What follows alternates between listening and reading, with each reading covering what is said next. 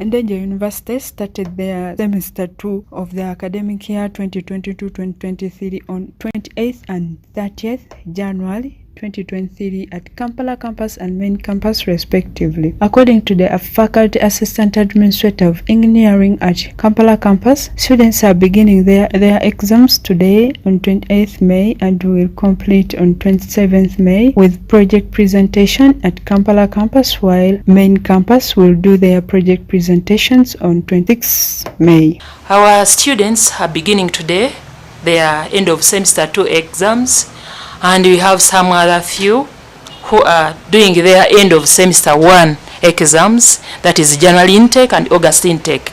We are beginning our exams today on 8th May and we are completing on 27th with the project presentation for Kampala campus, while main campus presentations will be there on Friday 26th. Mary pointed out some of the major requirements a students should acquire before sitting for exams, among which include a full clearance of tuition to 100%. One of the requirements for one to write the exam, he must have cleared all the amount of fees, that means up to 100. But this time round, she however adds that this time round the university management has decided to allow whoever has cleared up to 80% to sit for their exams up to the second week of the exam period. The university management has decided whoever has cleared up to 80%, they have allowed them to do some papers up to week 2 as they are looking for their balance to clear the 20% that is remaining. She further lists other exam requirements, which are exam card, registration card, and student ID, among others. So everyone is expected to be with the examination card, registration card, and IDs. Though some few IDs were not released, but they can write their exams. Those who have not been able to get their exam cards, they have been given their examination numbers. So students are ready to write their exams. They have started today.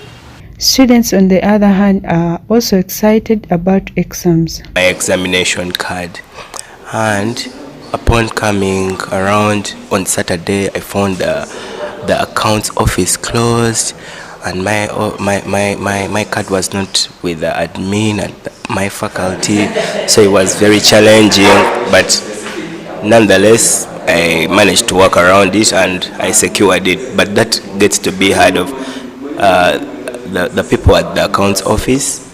They become MIA when we need them most. I have never understood that bit really. Well, for one, you have to be with your clearance card, the one we usually show when you're entering the gate, and your examination card, which you can only get if you cleared. But unlike the previous times, this time round, even for a person who has cleared as much as 80%, they've been able to get the examination card, which is good. Yeah, so the examination card and the clearance card. The university is expected to close on 26th of May for the academic year 2022-2023. Jacqueline Namuli, live at 8. We would like to inform our dear citizens that we are offering these services at all our offices, countrywide, at all our district offices. In case you've lost your national ID, in case you have a national ID that is damaged, maybe you do not have fingerprints captured well, in case you want to change something on your national ID, please be informed that we are offering these services at our district offices in the entire country, from Kisoro to Karamoja, from West Nile to Busia. We are offering these services.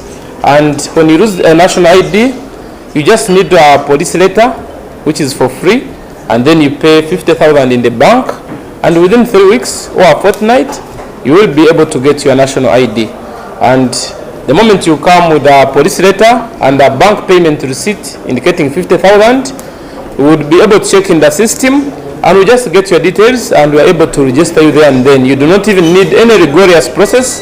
You do not even have to check in with your parents' IDs. You just need those two things, the police letter and the bank payment receipt of 50,000.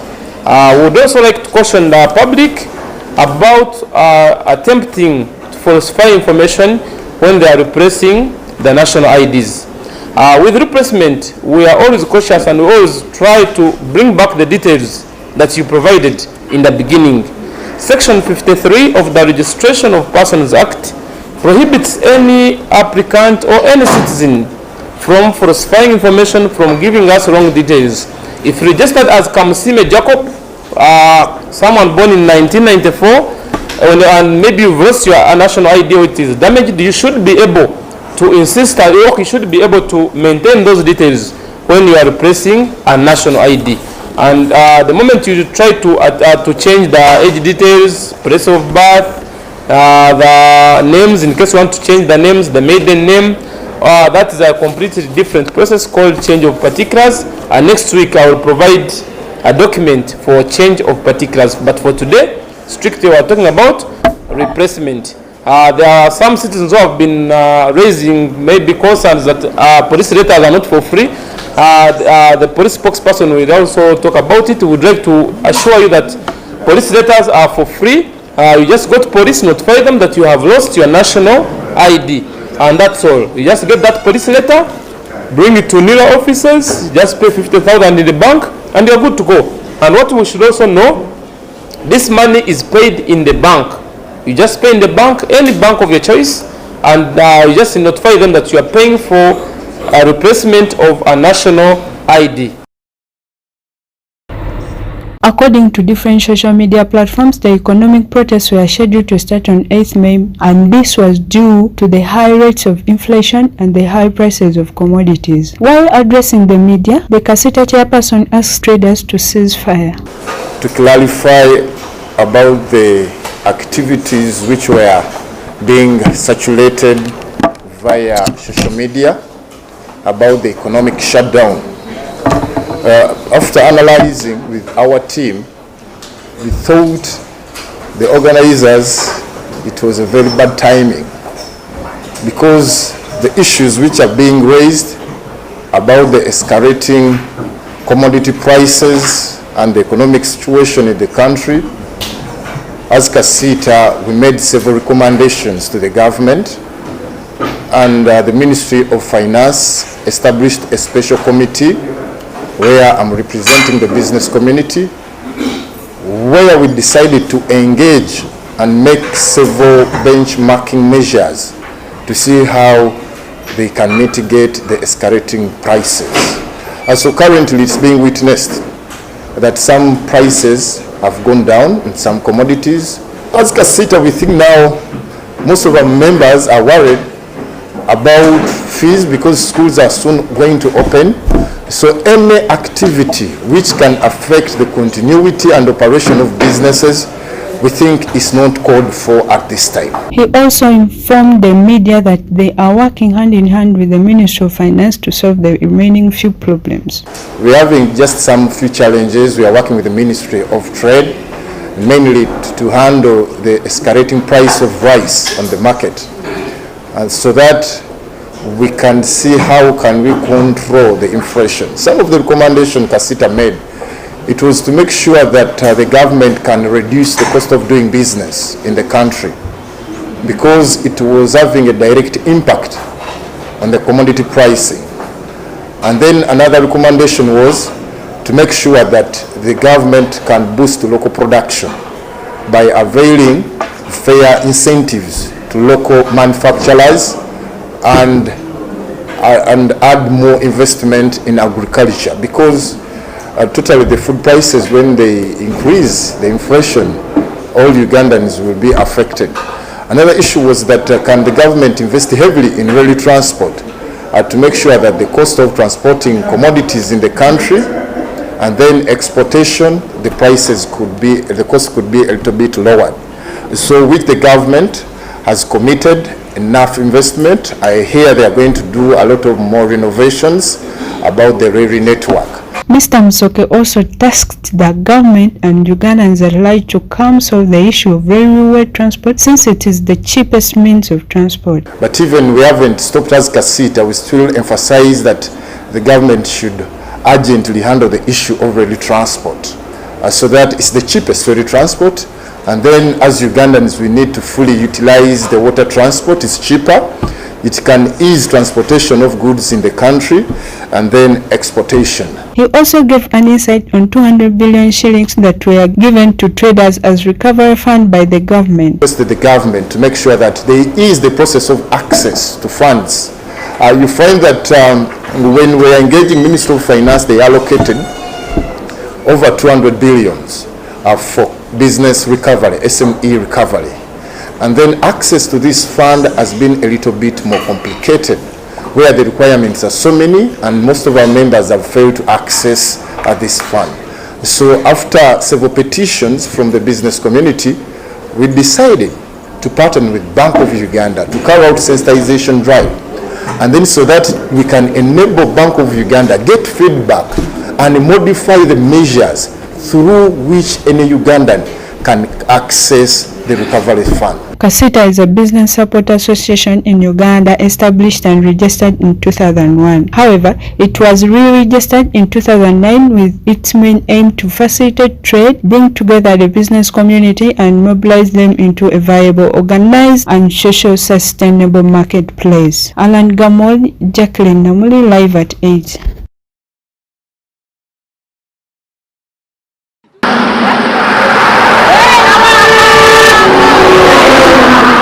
At least each of the 238 vendors received shillings 100,000 as capital booster for their businesses. The beneficiaries mainly sell agricultural products such as fruits and vegetables. Princess Paulina Nasolo, who led the team of officials from State House, told vendors that President Museveni is a God-given gift to Uganda, who wishes well and cares for all citizens. She revealed to them that the president was aware that they are yet to benefit from the government programs such as Parish Development Model and Emyoga. That is why he decided to intervene by extending direct financial support to them.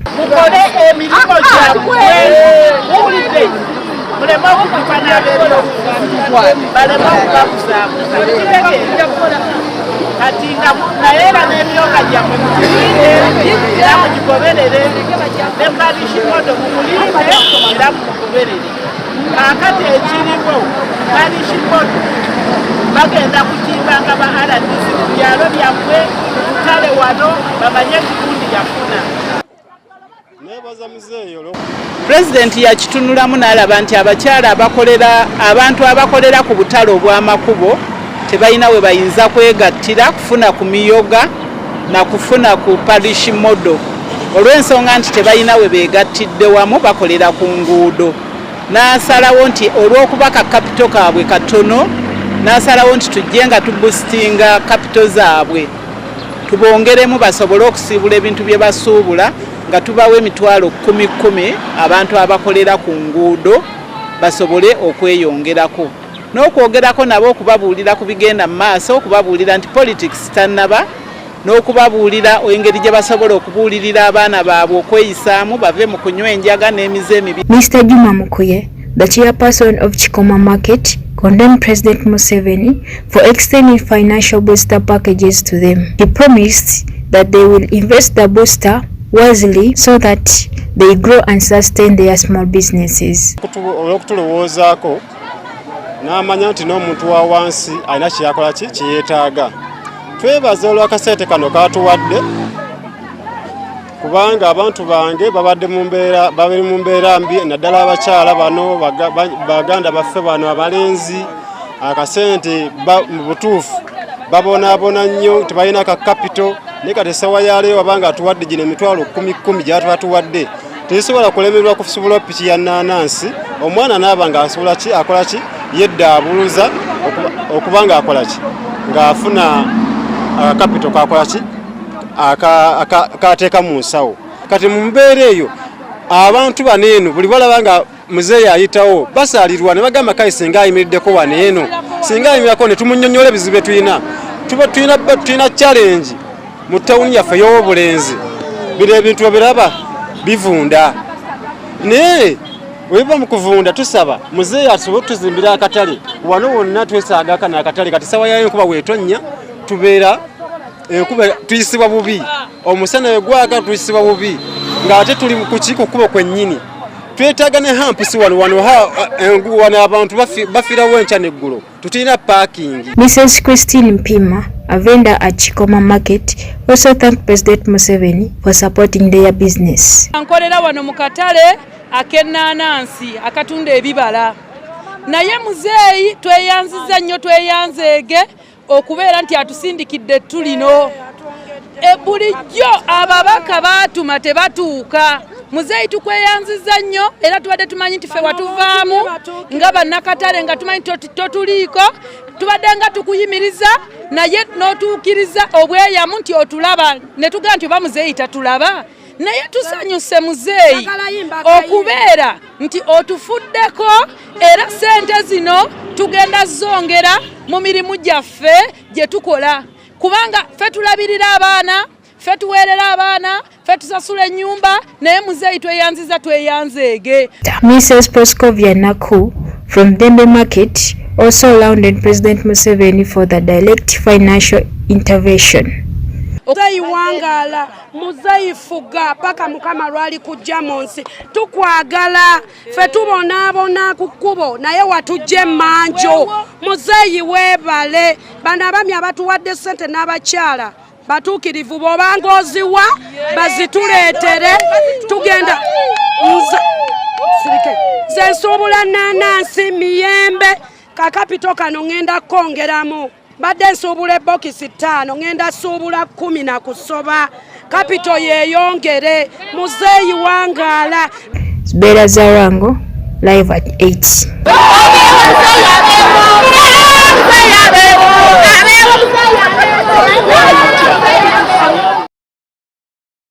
All the heads of state. The summit held in Bujumbura, Burundi was attended by heads of states and government of signatory countries of Peace and Security Cooperation Framework for Democratic Republic of Congo. The purpose of meeting was to review the recent development in region as well as progress and challenges in implementation of the Peace and Security Framework 10 years after signing on 24th February 2023 in Addis Ababa, Ethiopia. It was agreed that leaders will meet again in Kampala, Uganda 2024 to further review the implementation of Peace and Security Cooperation Framework. During the summit, the outgoing Peace and Security Cooperation Chair, Hey Felix Atoine Tshisekedi, President of DRC, handed over leadership to Burundi President Hey Alvarez Ndani Ishimie. The United Nations Security General Hey Atiano Guterres said, DRC is a rich country endowed with priceless natural resources, but her citizens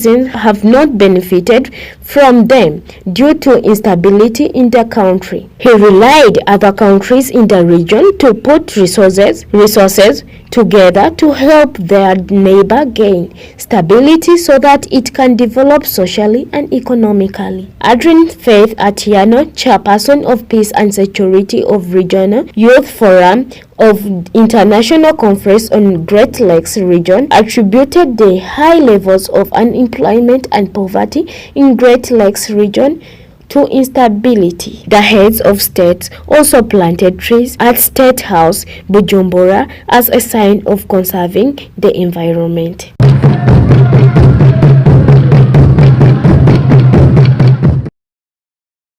It was a 4-day event, very intense and competitive, but we managed 8 out of 12 countries that participated. We came back home with 12 medals. It was really exciting and impressive for the team. Thank everyone that made sure we are here to participate in this event. It's a stepping stone for the country at large. Thank the athletes, everyone was in good shape. And they really fought so hard to be that. We thank them and all the stakeholders, our parents and the USF. Moving forward, I urge the athletes to work more hard, to train more. I also urge them to keep up the spirits and to love the sport more, to work better and better.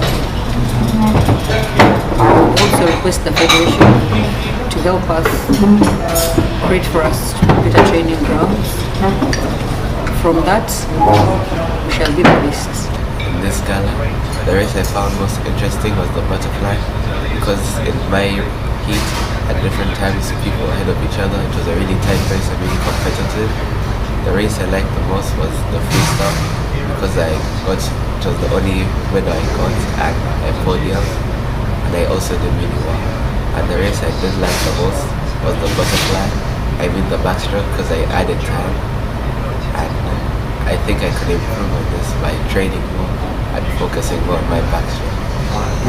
And the races that I found more interesting was 200 fly, 12 butterfly, 50 fly, 200 breaststroke, 100 freestyle, because they taught me that you need to work hard to catch your times, and they taught me that you shouldn't undermine them, because 50 freestyle I undermined, in 50 fly I undermined, and I didn't get any medal.